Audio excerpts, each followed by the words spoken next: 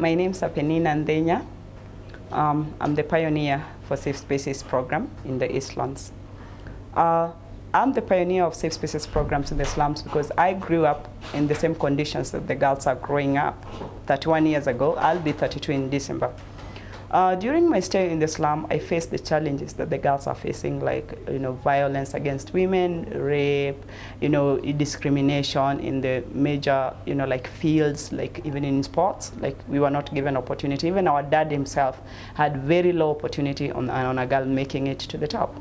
And so I and my sister just built the power within us and said, since our dad, he was truly an African man, has this low opinion on us, do you think we are going to end up like these women, selling illicit brew, becoming prostitutes to make our life better? Do you think this is really a better life to live in? No, we don't think it's really a good life, because we used to sleep down on the floor without anything to cover ourselves, just next to where our parents are sleeping.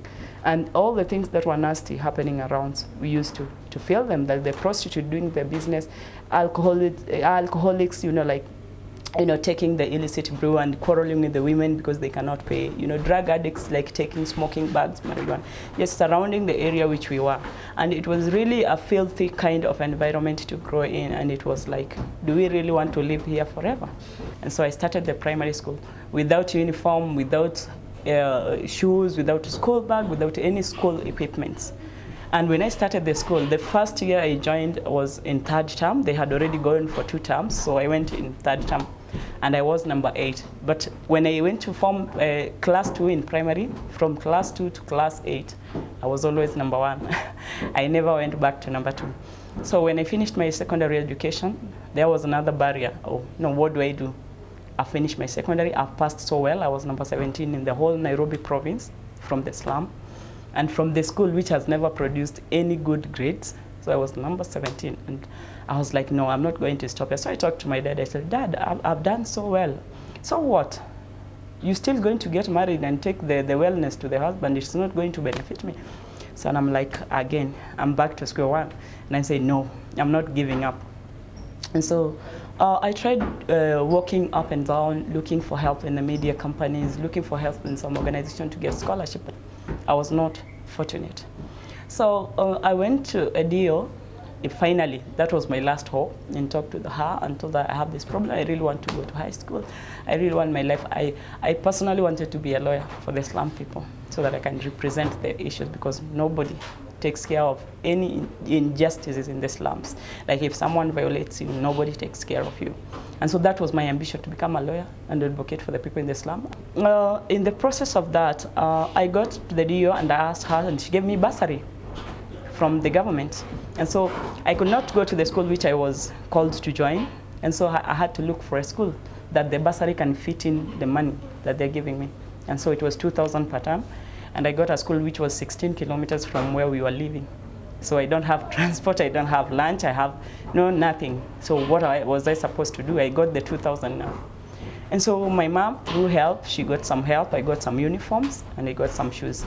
But so the ball was on my side now. What am I going to do?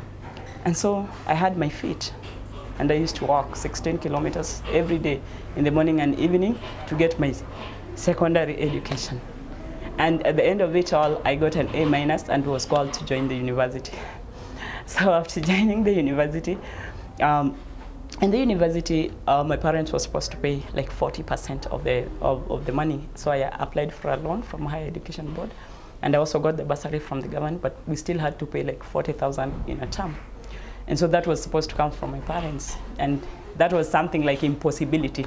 I don't remember ever my dad getting like 10,000 shillings in cash in his own life when we were in the slum. And so there, I got to know that there were some scholarships in the university if you are a good basketballer. In the slum, there's no basketball. And so what was I supposed to do? I was just trying to find solutions with my life. So I had to learn this basketball within 1 month, because they only had 1 month to take the girls and give the scholarship. So I had to go and look where there is a basketball, start training from nothing, because I had not known of basketball sport, because there was no basketball in the slum. And then within 1 month, I was the best point guard, and I got the scholarship. And I went to university, and I learned, and I graduated. It is important for girls to have role models because they have someone to look up to.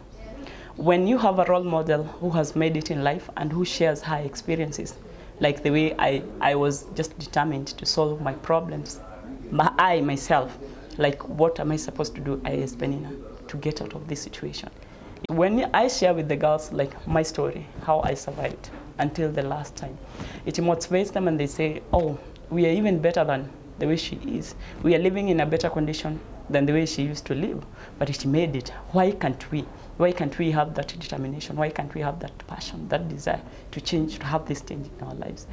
And with the girls in safe spaces, I'm seeing them like getting that determination. I want to change. I can do it. If Peninah did it living in such a situation and now she has a house, she has a family, and she's doing well a bit, although she's earning, I too can just do that. But I all have to believe in myself and find opportunities that would suit my dream.